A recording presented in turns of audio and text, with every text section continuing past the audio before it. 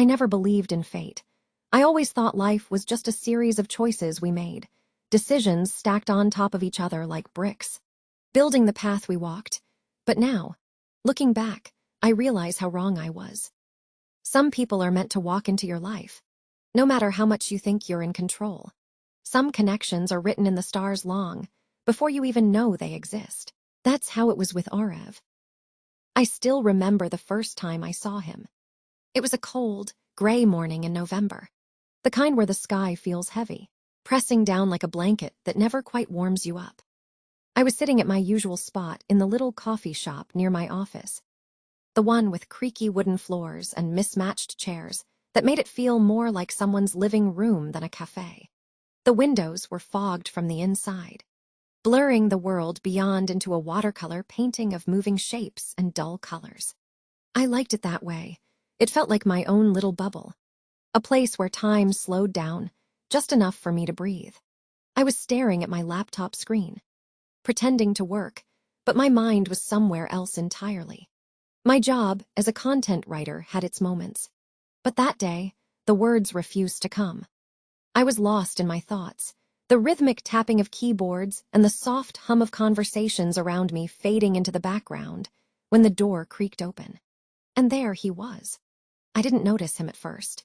He wasn't the kind of guy who demanded attention when he walked into a room. No dramatic flair, no commanding presence. But there was something about him, something quiet, yet magnetic.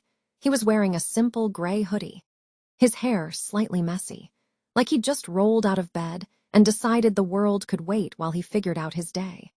But it wasn't his appearance that caught my attention. It was the way he smiled at the barista. It wasn't just a polite, everyday smile. It was the kind that reached his eyes, crinkling them at the corners, making you feel like, in that moment, you were the most important person in the room. It was warm, genuine, the kind of smile that could melt even the coldest November morning. I looked away quickly, chastising myself for staring. But my heart, it did this weird little flutter. I shook it off. You're being ridiculous. I told myself, he's just a stranger. But fate, in all its subtlety, had other plans. A few minutes later, I felt a presence beside me. I glanced up and saw him standing there, his laptop tucked under one arm, a sheepish smile playing on his lips. "Hey," he said, his voice smooth, with just a hint of hesitation. "Mind if I borrow your charger? I forgot mine at home, and I'm kind of desperate." I blinked, surprised. I wasn't the type to engage with strangers, especially not in my little safe space. But there was something about him, something that felt familiar, like I'd met him before in a dream or a different life. "Sure," I replied, handing him the charger. "Just don't drain all my battery." He chuckled, a soft, low sound that sent a strange warmth through me.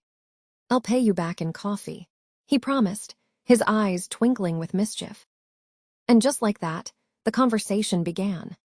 What started as casual small talk about laptops and missed deadlines turned into something deeper. We talked about our jobs, our favorite books, our love for rainy days, hours passed. But it felt like minutes. There was an ease between us, like we'd known each other forever.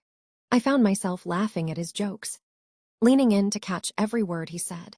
His eyes, they weren't just looking at me, they were seeing me. When I finally glanced at the time, I realized I was late for a meeting. I scrambled to pack my things, flustered, but before I could leave, he touched my arm lightly, stopping me. "I'm Arev," he said softly, "in case you ever need your charger back." I smiled, my heart doing that stupid flutter again. "I'm Mira." We exchanged numbers, and as I walked out into the cold, drizzling afternoon, I felt something I hadn't felt in a long time, hope. I didn't know what it was about him, but I knew one thing for certain. This wasn't just a random meeting. This was the beginning of something I couldn't even begin to understand. It's funny how life sneaks up on you. One moment, you're living your routine, coffee in the morning, deadlines at noon, and Netflix at night. And the next, someone walks into your life and flips everything upside down, leaving you wondering how you ever existed without them. That's what Arev did to me. After that first meeting, I thought maybe it was just one of those fleeting moments, like a spark that lights up for a second and then fizzles out. But Arev wasn't a spark. He was a wildfire. And before I even realized it, he had ignited something inside me that I didn't know was there. We started texting later that day. It began casually, just little messages about work and life, sharing memes, complaining about deadlines. But even through those tiny, glowing words on my phone screen, there was something different. His messages weren't just texts. They felt like conversations we'd been having for years, as if he knew how to make me laugh without even trying. And I found myself waiting for his name to pop up on my screen, my heart skipping every time it did. Soon, coffee dates turned into long evening walks. We discovered we both loved exploring the hidden corners of the city, the little bookstores tucked away in narrow streets, the rooftop cafes that felt like secret worlds above the noise below. We'd sit for hours, sipping on coffee, our conversations flowing effortlessly from silly stories to deep, late-night thoughts. I remember one evening, we found this old, dusty record store, the kind where the walls smelled of worn-out vinyl and forgotten memories. Arev pulled me inside, his eyes sparkling with excitement. He rifled through the records like a kid in a candy store, pulling out one after another, explaining why each one mattered, why the music felt like home to him. He handed me a record, his fingers brushing mine, a simple touch, but it sent a shiver through me. "This one," he said, his voice soft. "This song makes me feel like I'm floating, like the world slows down and nothing else matters." I took the record, studying the cover, but I wasn't really looking at it. I was looking at him, the way his eyes softened when he talked about things he loved, the way he spoke like every word mattered, like every feeling deserved to be felt fully. And in that moment, I realized I was falling for him. It wasn't sudden. It wasn't like in the movies where everything happens in a rush. It was slow, like the tide coming in, washing over me little by little, until I was completely submerged. And I didn't want to come up for air. The months that followed were some of the happiest of my life.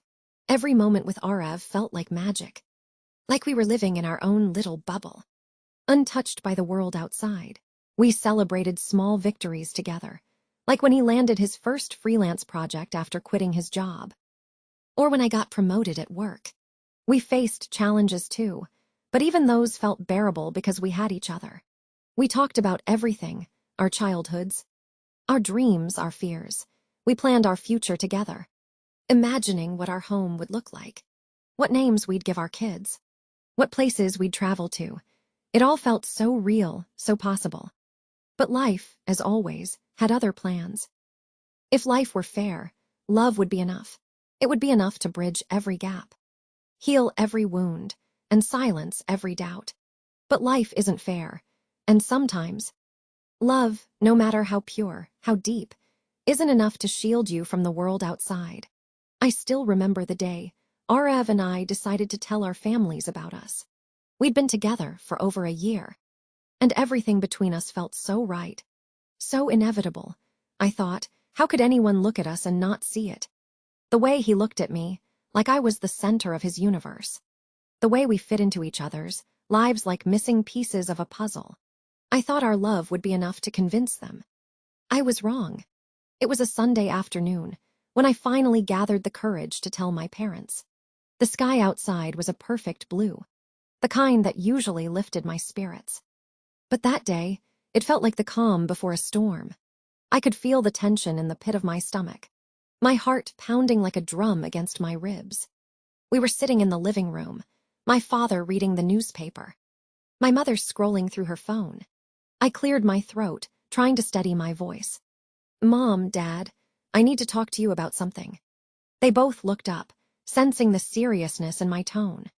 My mother set her phone down, and my father folded the newspaper neatly, placing it on the table. Their eyes were on me now, waiting.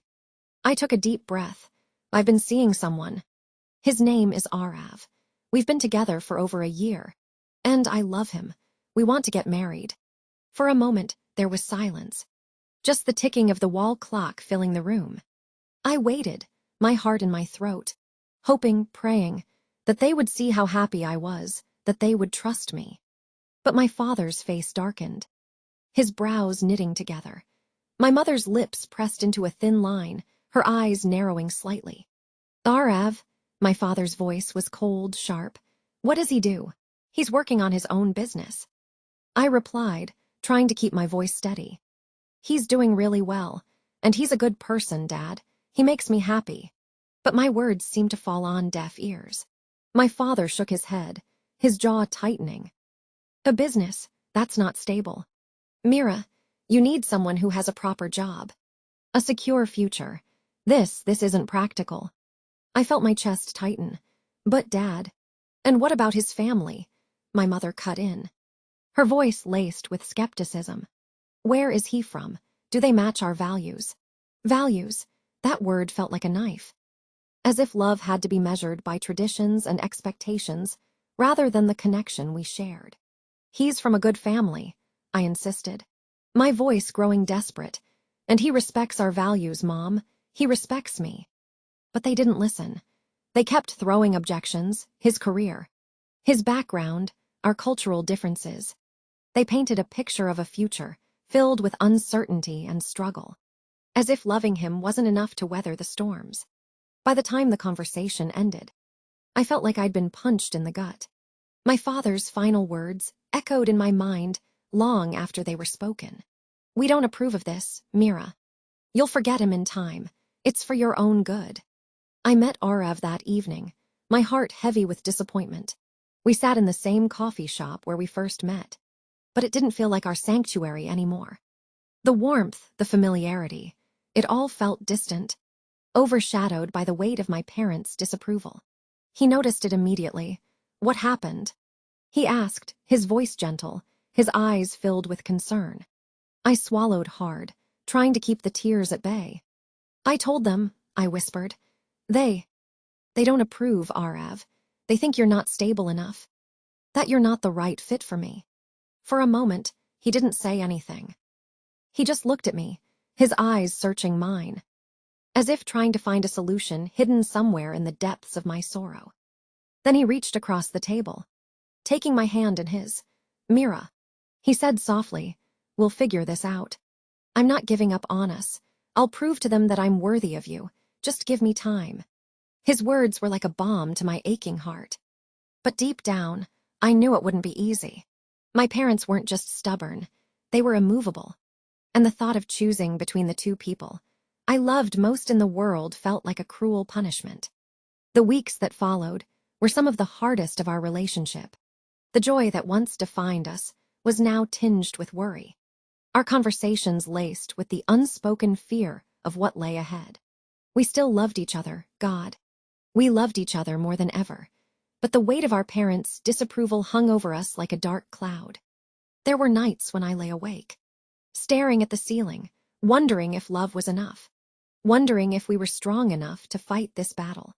Arav was doing everything he could, working tirelessly on his business, trying to build the future my parents demanded.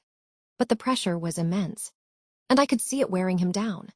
And me, I was caught between two worlds, the life I wanted with Arav and the expectations of the family who raised me.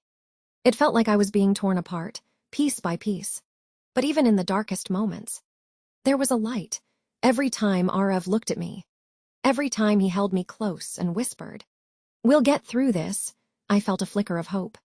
Because deep down, I knew our love wasn't just a fleeting flame. It was a fire, and fires, no matter how small, have the power to burn through the darkest nights. They say time changes everything, but when you're in the middle of it, time feels like the slowest, cruelest thing. Days turned into weeks, and weeks into months. The tension between my parents and me grew like a wall I couldn't break through, no matter how hard I tried. And Arav, he was carrying the weight of proving himself, not just to them, but to the world, to me. But if there was one thing I learned about Arav during that time, it was this: he didn't back down from a fight when it mattered, and I mattered. We mattered. I remember the night he called me, his voice buzzing with an excitement I hadn't heard in a long time. I was sitting on my bed, staring blankly at my laptop, trying to focus on work, but failing miserably. "Mira," he said, breathless, like he'd run a marathon. "It happened." I sat up, my heart skipping. "What happened?" "I landed the contract with that international firm I told you about. They loved my pitch. It's huge. Mira, this could change everything." I could hear the disbelief in his voice, the raw, unfiltered joy. For a moment, I was silent, letting it sink in. And then, tears filled my eyes, not because I doubted him, but because I knew how hard he'd worked for this, how many nights he'd stayed up late, fighting his own doubts, pushing himself beyond his limits. "Arav," my voice broke, the words tangled with emotion. "I'm so proud of you." "I told you, didn't I?" he whispered, his voice softer now. "I told you I'd prove it to them. To your parents, to everyone." And in that moment, I believed him more than ever. While Arav was building his business, I found myself growing too. Maybe it was his determination rubbing off on me. Or maybe it was the realization that I couldn't just sit and wait for things to change. I started taking on more responsibilities at work, pushing myself out of my comfort zone. I led projects I never thought I could handle, spoke at conferences, and even started mentoring new hires. It wasn't just about proving myself to my parents anymore. It was about proving something to me, that I was capable of more than I ever gave myself credit for. That Arav and I were equals in every way, supporting each other not just in love, but in ambition too. And the more I grew, the more confident I felt about our future. Arav's success wasn't just a win for his career.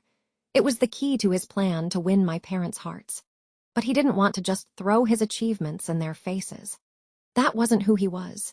He wanted them to see the person I saw every day, the kind, dedicated, resilient man who loved me with everything he had. So he asked for a meeting. I was nervous, terrified even. But Arav, he was calm, steady, like he already knew how it would end. And maybe he did. Maybe that's what love does. It makes you believe in the impossible. It was a Saturday afternoon when we went to my parents' house. Arav wore his best suit, but it wasn't just about looking the part. He carried himself with a quiet confidence, a warmth that filled the room even before he spoke. My parents greeted us stiffly, their expressions guarded, but Arav didn't falter. He sat down across from them, looked them in the eyes, and spoke with the honesty that made me fall in love with him in the first place. "I know I wasn't what you expected for Mira," he began, his voice steady but gentle. "And I understand why you had doubts. But I love your daughter. I love her with everything I have. And I've worked hard, not just for my career, but because I want to build a future where she feels secure. Where you feel secure knowing she's with someone who will always put her first." He paused, letting his words sink in before continuing. "I didn't come here to convince you with just my success. I came here to show you the man I am, the man Mira loves. And I hope, in time, you'll see what she sees in me." The room was silent when he finished. My father's face was unreadable, and my mother's eyes were misty, though she tried to hide it. And then, after what felt like an eternity, my father spoke.